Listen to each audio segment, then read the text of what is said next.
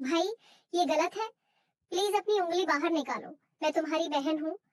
मैं आपको कितना शरीफ समझती थी, लेकिन भाई ने मेरी एक न सुनी और जो जो उसके मन में था वो सब उस रात भाई ने मेरे साथ किया।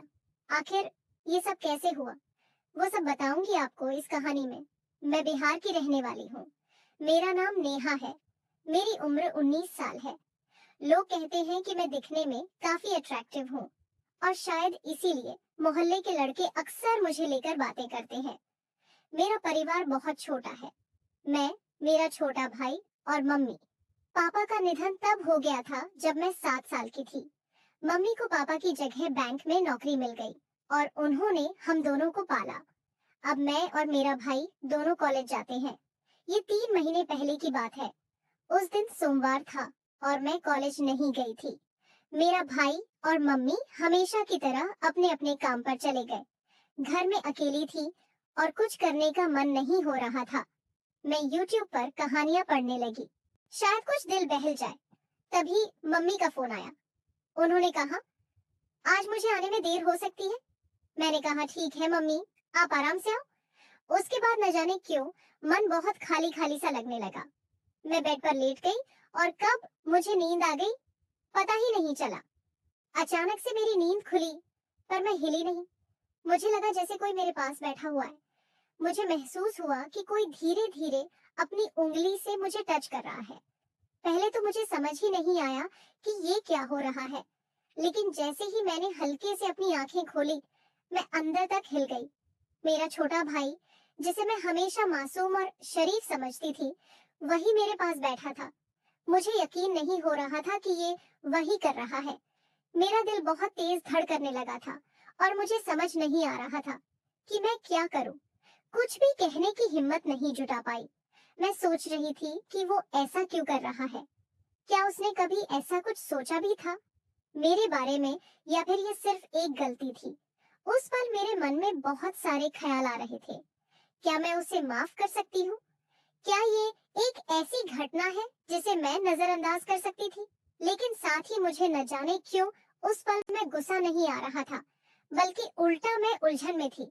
शायद मेरी समझ में ही कुछ कमी थी, या फिर मैं उस पल में कुछ और सोच रही थी। कुछ समय बीत गया और मैं अभी भी सोने का नाटक कर रही थी। तभी अचानक महसूस हुआ कि भाई मुझे हल्के से जगाने की कोशिश कर रहा है।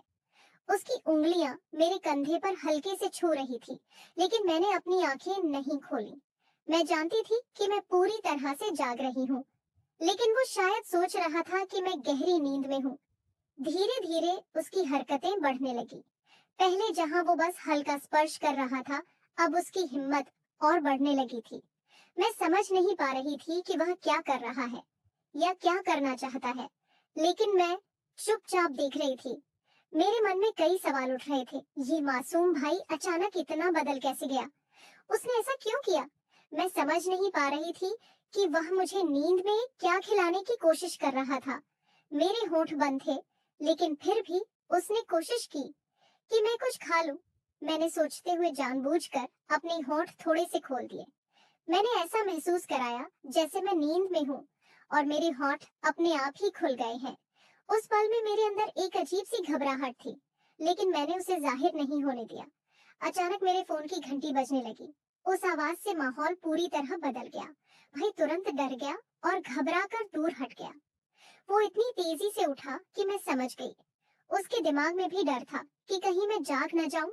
मैंने फोन उठाया तो देखा वो मेरे बॉयफ्रेंड का कॉल था। इसको भी इसी समय कॉल करना था। मैंने मन ही मन सोचा। मैंने फोन उठाकर बड़ी मुश्किल से अपने बॉयफ्रेंड को समझाया कि मैं घर के काम में बिजी हूँ। उसका मूड भी शायद कुछ और बातें करने का था, लेकिन मैंने जल्दी से कॉल कट किया।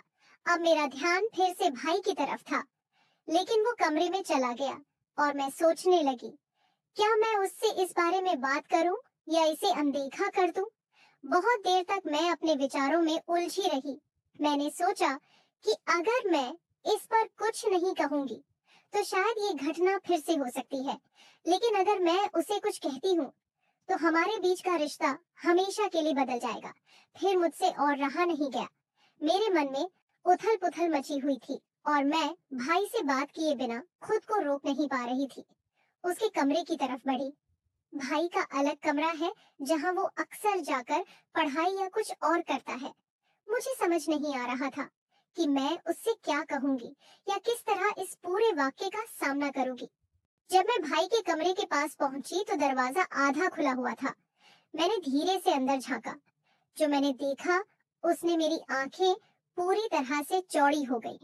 भाई बेड पर लेटा हुआ था और वो अपने हाथों से कुछ ऐसा कर रहा था जिसे मैं अब तक सिर्फ एक बच्चे की तरह देखती थी। वो ऐसा कर सकता है, मैंने कभी सोचा भी नहीं था।